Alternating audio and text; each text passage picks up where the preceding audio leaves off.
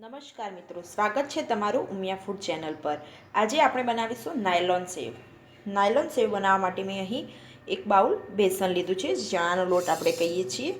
એક તપેલીમાં આપણે એ એડ કરી દઈશું। હવે લગભગ 1/4 ચમચીથી પણ ઓછી આપણે હળદર એડ કરીશું। 1 ચપટી જેટલી જ આપણે હળદર એડ કરી લઈશું અંદર, કેમ કે જો વધુ હળદર એડ કરશો તો સેવનો જે ટેસ્ટ આવે છે એમાં હળદરનો ટેસ્ટ આવે છે, એટલે બહુ જ ખરાબ ટેસ્ટ લાગે છે। સ્વાદ અનુસાર મીઠું એડ કરીશું। મીઠું પણ બહુ વધારે નહીં લઈએ। આ રીતની નાયલોન સેવ બનાવવી એ ખૂબ જ સરળ છે। આ રીતે એક કડાઈમાં આપણે તેલ ગરમ કરવા માટે મૂકી દઈશું।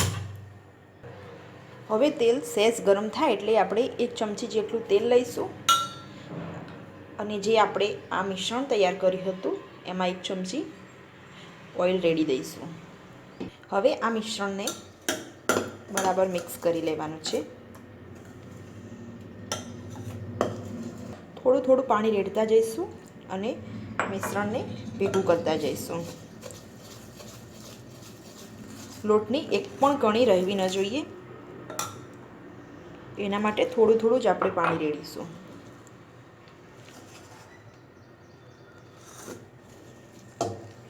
લોટની એક પણ કણી રહેવી ન જોઈએ। ફરીથી આપણે પાણી રેડીશું થોડું અને બરાબર મિક્સ કરી લઈશું। તમે જોઈ શકો છો, લોટ કડક પણ નથી એકદમ અને એકદમ ઢીલો પણ નથી। આ રીતનો જ આપણે લોટ રાખીશું અને બરાબર ફીણીશું। આપણે થોડું તાકાત લગાવવાની છે, એટલે કે થોડું જોર કરવું પડશે એને ફીણવા માટે। 1 થી 2 મિનિટ સુધી આપણે એ રીતે ફીણી જઈશું। આ રીતે ફીણાઈ જાય પછી આપણે સંચો લેવાનો છે। સંચામાં 3 નેટ આવે છે, એમાં સૌથી નાની આ નેટ છે એ આપણે લઈશું। એને થોડી તેલવાળી કરી દઈશું। આ રીતે આપણે તેલ લગાવી દઈશું અને તેલ લગાવેલું પડ આવી રીતે ઉપર રહે એ રીતે આપણે અંદર મૂકી દઈશું અને સંચાને આ રીતે ઊંધો કરી અને આપણે અંદર એનું જે સ્ટફિંગ હતું, જે આપણે ડો તૈયાર કર્યો છે એ ભરીશું અંદર અને આ રીતે સંચાને આપણે બંધ કરી દઈશું। તેલ આવી જ ગયું છે ને એ ચેક કરવા માટે આપણે લોટનો કણ નાખીશું। તમે જોઈ શકો છો, એકદમ સરસ તેલ આવી ગયું છે। જ્યારે તમે તેલ સેવ પાડો ત્યારે એનું ટેમ્પરેચર થોડું હાઈ હોવું જોઈએ અને પછી આપણે એને સ્લો કરી દઈશું અને આ રીતે આપણે સંચાને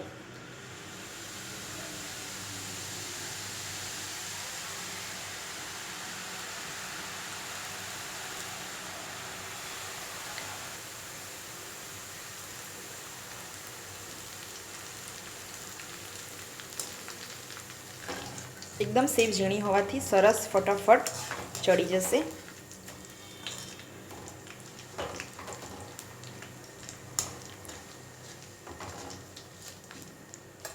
સેવને લઈ લઈશું આપણે। આ રીતે આપણે જો ફાવે નહીં તો બીજા ચમચાની મદદથી પણ લઈ શકો છો તમે। બધું તેલને બરાબર આપણે નિતારી દઈશું। આ રીતે લેવાઈ જાય એટલે ફરીથી આપણે સેવ પાડી દઈશું।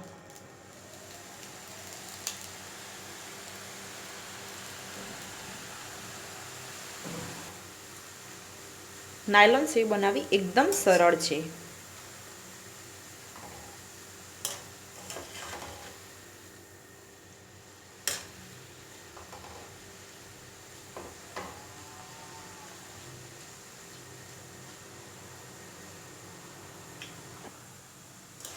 થઈ ગઈ છે સેવ। હવે એને લઈ લઈશું આપણે।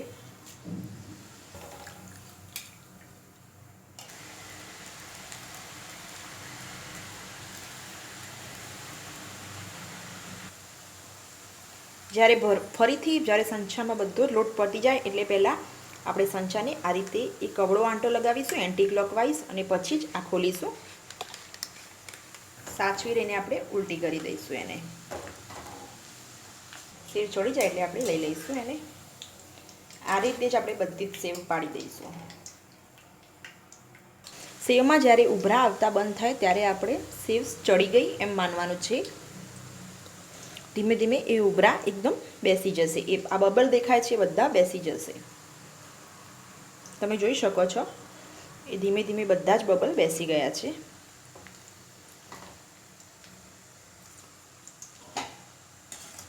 તમે જોઈ શકો છો કેટલી ક્વોન્ટિટીમાં નાયલોન સેવ આવે છે એ બની છે.